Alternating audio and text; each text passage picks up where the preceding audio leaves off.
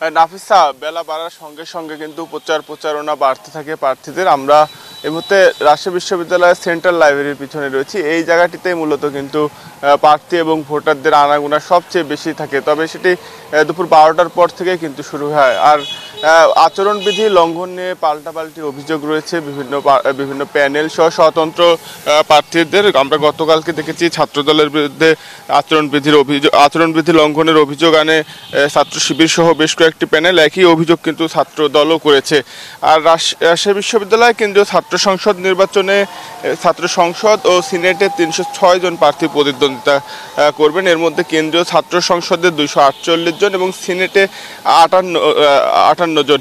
তো আর প্রচারণা শুরু করছেন, প্রার্থীরা লিফলেট বিতরণ করছেন, নানা রকম প্রতিশ্রুতি তারা ভোটারদের দিচ্ছেন। একই সঙ্গে আমরা ভোটারদের সাথেও কথা বলেছি, তারা বলছেন যে যেসব প্রার্থীরা তাদের কণ্ঠস্বর হয়ে তাদের পক্ষে কাজ করবেন তাদেরকেই তারা ভোট দিবেন। তবে নির্বাচন কমিশন কিন্তু বলছে যে তারা কঠোর নিরাপত্তা ব্যবস্থা নেবেন এবং আইন শৃঙ্খলা রক্ষাকারী বাহিনীর সাথে ইতিমধ্যে তারা বৈঠক করেছেন, যেন কোনো ধরনের কোনো বিশৃঙ্খলা না ঘটে সেই বিষয়ে তারা তৎপর রয়েছেন। তবে একাধিক প্যানেল এবং স্বতন্ত্র প্রার্থীদের অভিযোগ যে রাষ্ট্র নির্বাচনে স্বচ্ছ ব্যালট বক্স ব্যবহার না করায় তারা শঙ্কার মধ্যে রয়েছেন। তাদের দাবি যে ছবিসহ ভোটার তালিকা প্রস্তুত করা, সাইবার বুলিং বন্ধ করা এবং স্বচ্ছ ব্যালট বক্স দিতে হবে। সেই সাথে ম্যানুয়াল পদ্ধতিতে ভোট গ্রহণের কিন্তু তারা এখনও দাবি জানিয়ে আসছেন। তারা বলছেন যে ওএমআর পদ্ধতির পরিবর্তে ম্যানুয়াল পদ্ধতি এবং হাতে ভোট গণনার বিষয়টি নিশ্চিত না করলে তারা তাদের কর্মসূচি অব্যাহত রাখবেন। তবে নির্বাচন কমিশন বলছে যে যেহেতু একেবারে নির্বাচনের কাছাকাছি সময়ে তারা চলে এসেছে এবং সকল প্রস্তুতি সম্পূর্ণ করেছে, এই মুহূর্তে আসলে আর ম্যানুয়াল পদ্ধতিতে ভোট গ্রহণ বা গণনার সুযোগ তারা রাখছেন না। তারা ওএমআর পদ্ধতিতেই ভোট গ্রহণ এবং গণনা করবেন। আর স্বচ্ছ ব্যালট বক্সের বিষয়েও কিন্তু তারা বলছেন যে এটি এই মুহূর্তে তার হয়তো সম্ভব না, তারপরেও তারা যাদের অভিযোগ রয়েছে তাদের সাথে আলোচনা চালিয়ে যাবেন। আর প্রচারণা আজকেও চলবে, হয়তো সকাল 10টা থেকে প্রচারণা আবারও শুরু করবেন প্রার্থীরা। তারা নানা রকম প্রতিশ্রুতি দিচ্ছেন, তবে কিভাবে তাদের প্রতিশ্রুতি বাস্তবায়ন হবে সে বিষয়টি কিন্তু শিক্ষার্থীরা জানতে চাচ্ছেন। তারা প্রার্থীদের প্রশ্ন করছেন যে আসলে কতটুকু শিক্ষার্থী বান্ধব কাজ করবেন যারা জয়ী হবেন তারা, সেই বিষয়টি নিশ্চিত হয়ে শিক্ষার্থীরা তাদের ভোটাধিকার প্রয়োগ করবেন। এই ছিল রাষ্ট্র নির্বাচনের সর্বশেষ খবর। নাফিসা। মতিউর, ধন্যবাদ আপনাকে। ধন্যবাদ নাফিসা। দীর্ঘ 35 বছর পর চাকসু নির্বাচনের যেই দিনক্ষণ ঠিক করা হয়েছে 12 অক্টোবর, সেই 12 অক্টোবরের আজকে গত 2 দিন ধরে কিন্তু মনোনয়নপত্র বিক্রি চলছিল। আজকে মনোনয়নপত্র বিক্রির শেষ দিন।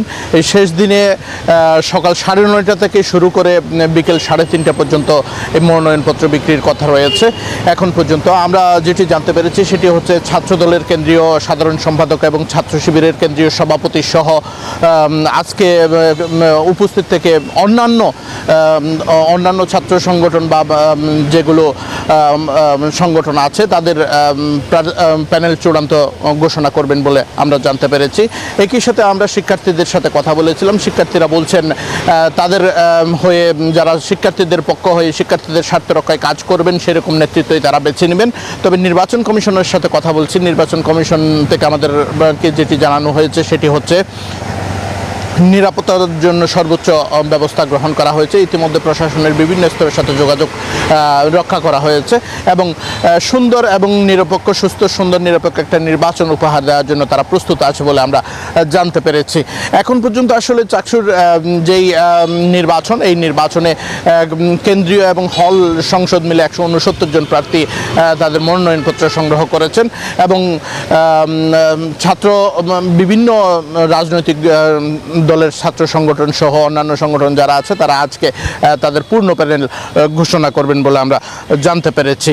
আপনাদের মাধ্যমে আরেকটা তথ্য জানিয়ে রাখতে চাই, সেটি হচ্ছে শিক্ষার্থীরা আমাদেরকে একটি কথা বলতে চেয়েছেন। তারা বলছেন আমরা কোনো ধরনের কারচুপি এবং কোনো ধরনের ষড়যন্ত্রবিহীন এই চাকসু নির্বাচন উপহার পাবে সেই প্রত্যাশাই করছেন প্রশাসনের পক্ষ থেকে, বিশ্ববিদ্যালয় প্রশাসনের পক্ষ থেকে।